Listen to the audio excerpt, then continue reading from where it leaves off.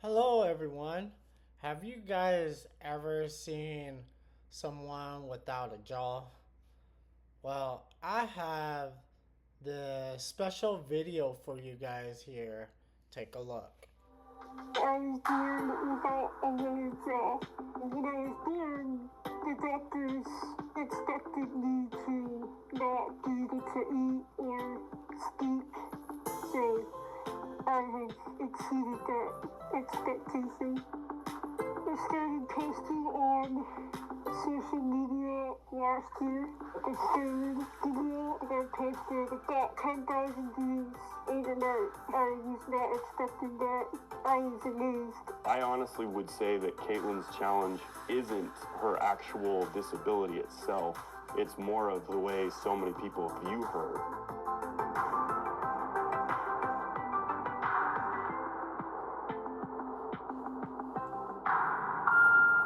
I'm Katelyn Reed, and I am 24 and studying criminal justice at Legal State University.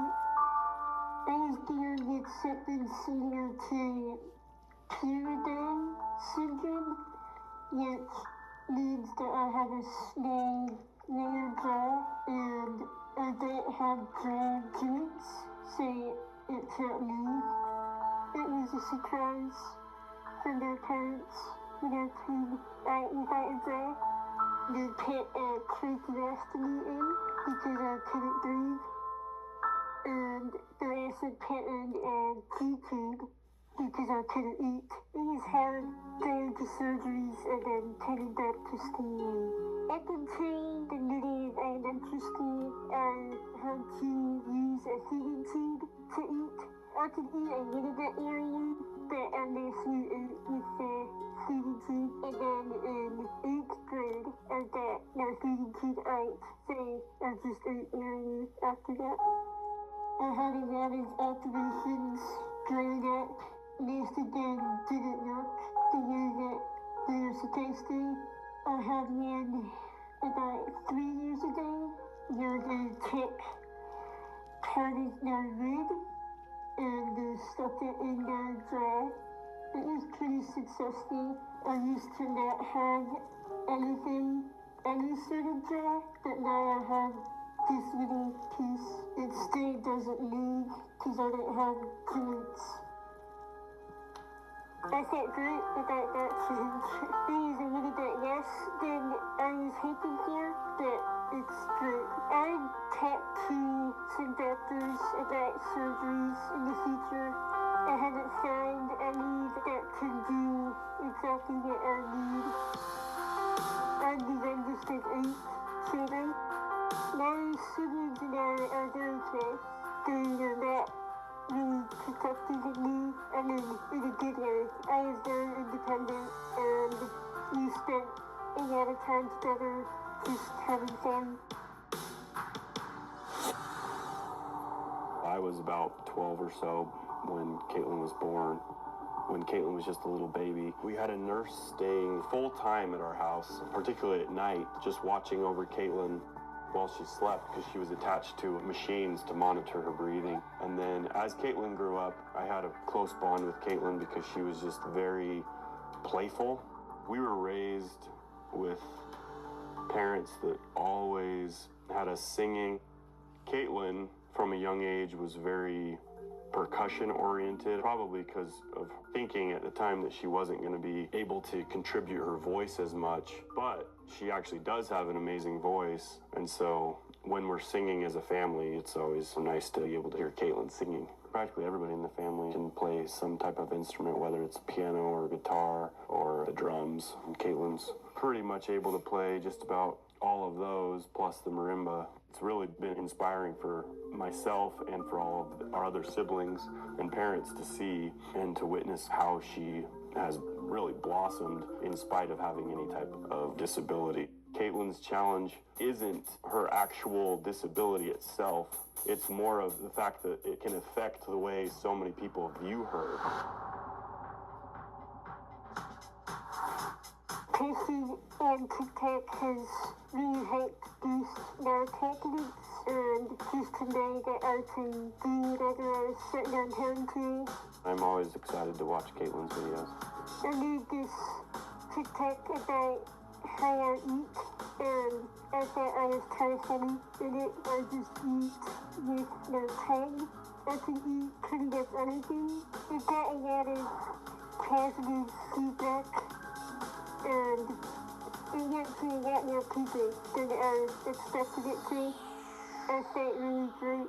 It was nice to see that I could be a positive influence. I feel very, very blessed to have you not only as a sister, but also as a really good friend. Thank you, and I love you.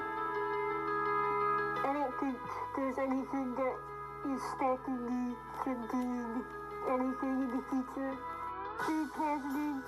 Look for the good things in life, because no matter what is happening or no matter what hard things you're going through, you can always find something positive, and there's always good things around us.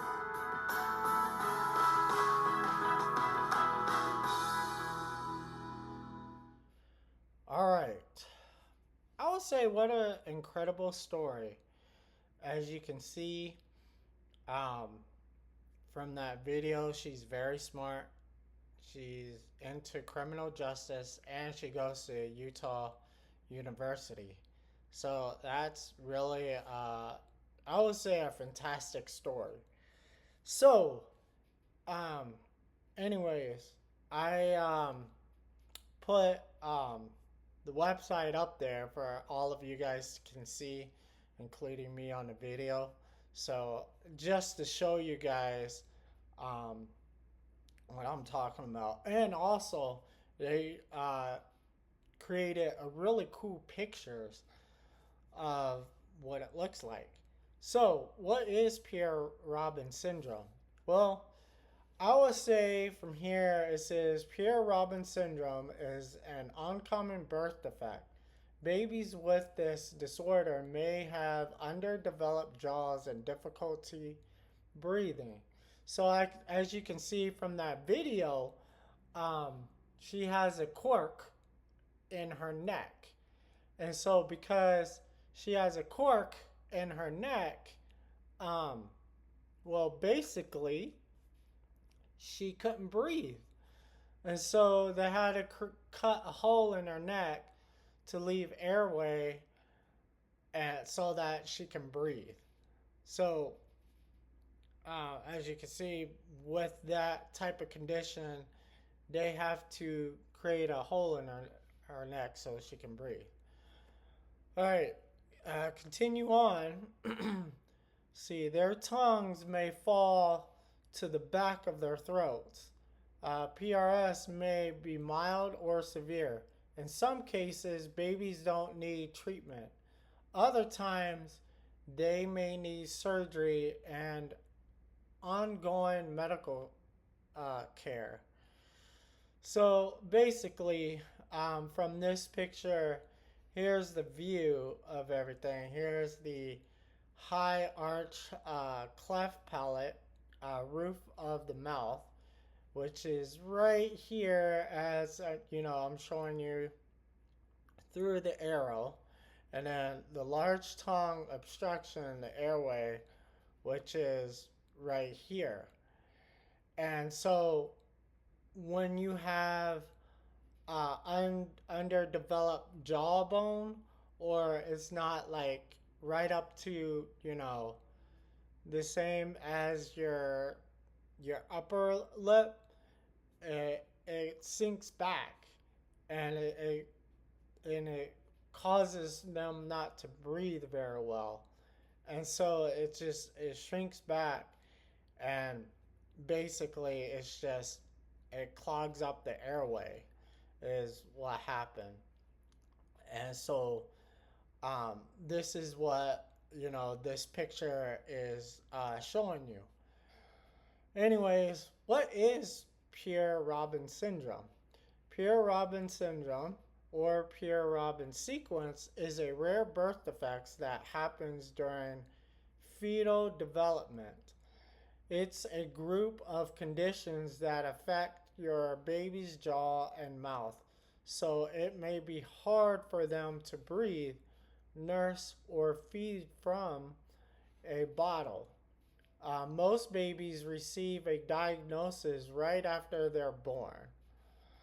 Um, your your baby's healthcare provider will recommend treatment and things that you can do to help your baby.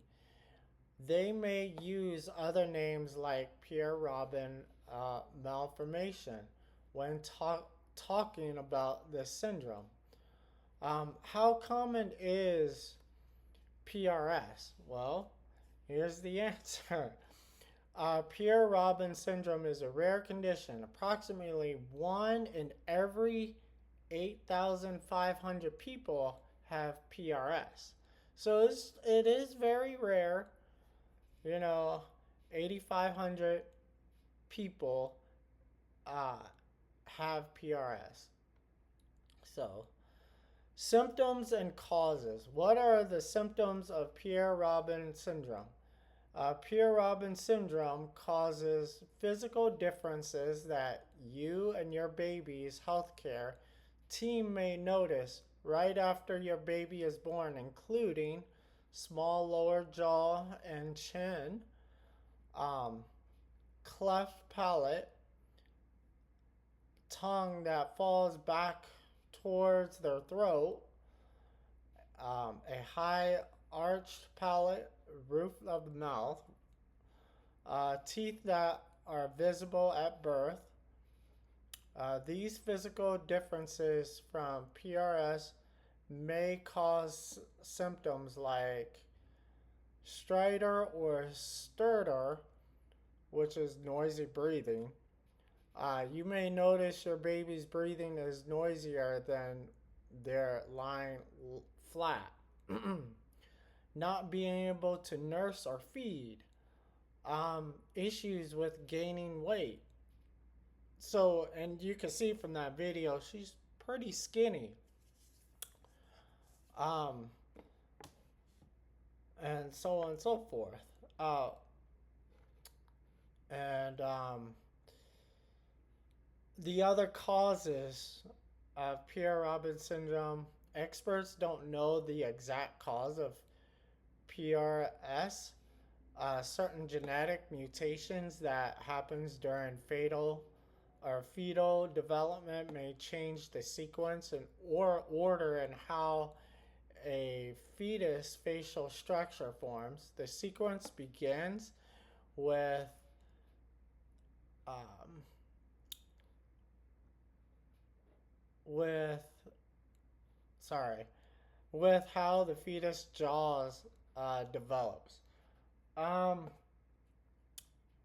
when a fetus, I'm assuming, yeah, fetuses, jaw doesn't develop as it should, the issue displaces the fetus's tongue up and back.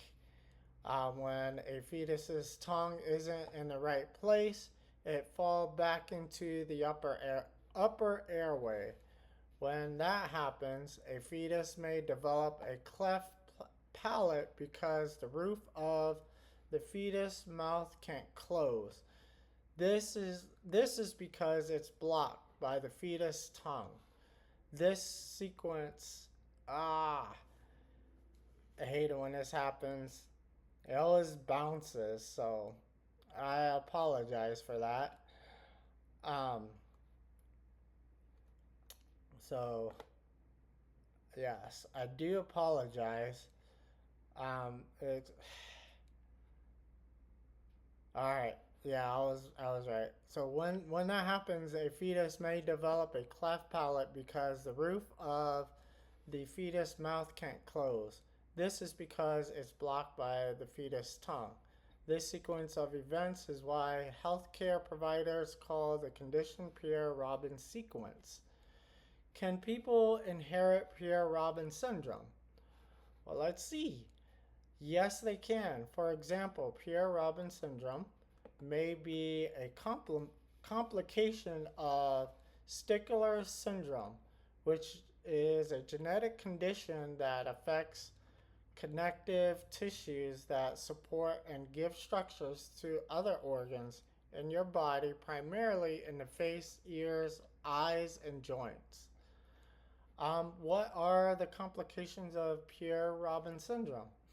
If your baby has a severe form of PRS, issues that block their airway may lead to life threatening complications, including congestive heart failure, low blood oxygen, hypoxemia, pulmonary hypertension, a type of high blood pressure, respiratory distress, and loss of their airway. It's probably scary to think about all the things that could happen if your baby has a severe form of PRS. It may help to know your baby's healthcare team is keeping a close watch for complications. Their move quickly to diagnose and treat any complications your baby may experience, and so on and so forth. And and of course, continue on. You could read the rest of this. I'm not gonna read all of this, but in the meantime, as you know, the Pierre Robin syndrome um, causes them not to have a, a jaw, or I would say a small, thin jaw, where it can't be, brought out, or you know, and things of that forth. But I believe this is what I believe. I believe that God will find a way to um, get her into surgery, because I know she was talking about going to like some type of doctor or something like that to have surgery on her jawbone, just to bring jawbone out. Um, I really wish, I really wish that I passed, you know, calculus 2, so I can continue on my engineering degree, the bachelor's degree. But the problem was, I passed every other class. It was just calculus 2 was the only class that was holding me back, and I couldn't get any help. And so, or I wish, teacher would have gave me some type of extra work or something, extra credit or anything like that, just to help me to pass calculus 2 class. I mean, that's all it is, because the test was really difficult for me, and I had a real struggle time to pass calculus 2. But back to the conversation, if I would have passed that class, I would have got my bachelor, and I would have found a way to create like some sort of like a robotic jawbone, the lower jawbone, or create some type of movement in the jawbone just a little bit, where when they do have the surgery and things like that, it can put the jawbone right into uh, the person's jaw, and brings them out, and it makes them look normal, I should say. So, um, but I know there's not a lot of things out there. Well, there is things out there. I do believe that somebody's going to create a robotic jawbone for her, is what I do believe. I know I would love to do it. Um, You know, I just have to do a lot of research on it, and it takes a lot of time and money to get those valuable resource and to build the robotic jawbone. So I really wish, you know, I'll, say a prayer for her that hopefully there's someone or somebody that could create a robotic jawbone for her, and um, and of course continue on with that note. But in the meantime, I just want to say thank you for watching this video, and I will see you on the next one. Take care, give care, and I will see you later. Thank you for watching this video. As you can see on the black screen, please click the like button, subscribe to my channel, and click the notification. Thank you.